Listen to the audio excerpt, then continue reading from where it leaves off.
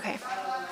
Hi, I'm Shelly, and this is my artwork that I created with our Summer Institute. All right, so how was your artwork born? Did your idea come first, or did you play with materials and process?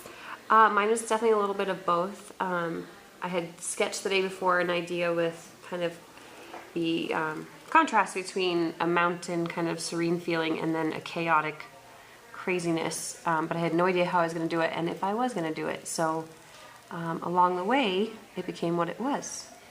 So a little bit of both. What did you discover about the materials and processes while you were making this artwork? Well, I first started with precious metal clay, which is not seen in this because I discovered I am not good at it. It was very challenging for me, and I became very frustrated. So I went back to my original idea, which was to do something on a canvas in mixed media.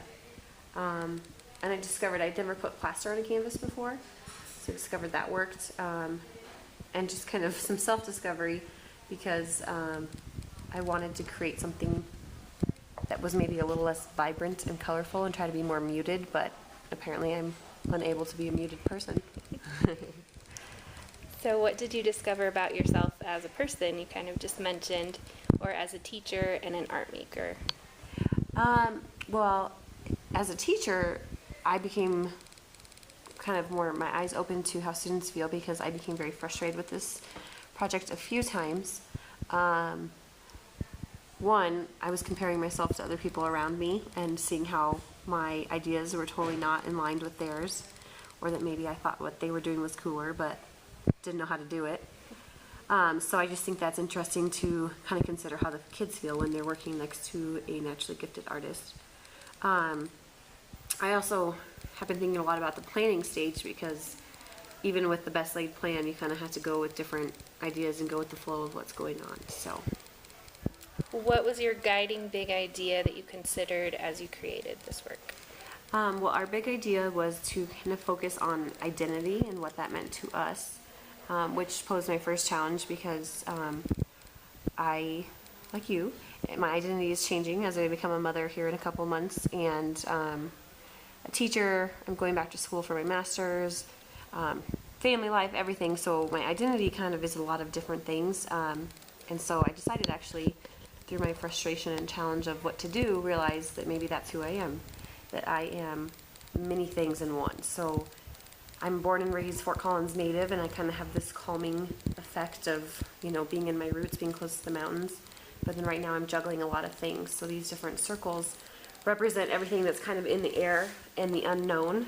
And I think the cracks just kind of signify for me that things are always going to go wrong. There's always going to be roadblocks, but we have to learn to work with them and work through them. So, and then I just wrote down these words to enjoy the beauty within the chaos, because I know so much in our life we get caught up in what's to come and don't really enjoy what is now.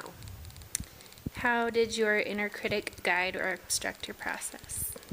I realized I'm very critical of myself. I threw away several different things. I became frustrated multiple times. So, but at the same time, I kind of just worked through it and realized I wanted to get something done and wanted it to be meaningful. And how often did you hit a roadblock while creating? And can you explain a roadblock and what happened? A couple roadblocks at the beginning. One was the precious metal clay. I had an idea of making a ring that maybe would have a box on it for my identity, and that just did not work, so I just changed plans altogether. And then on this particular piece, I had done a print of a similar image, but I wasn't really happy with it, so I glued it down and had that as my jumping point for the mixed media. So something that I wasn't really happy with, I ended up working to make my piece complete. All right, thank you very much. Thank you.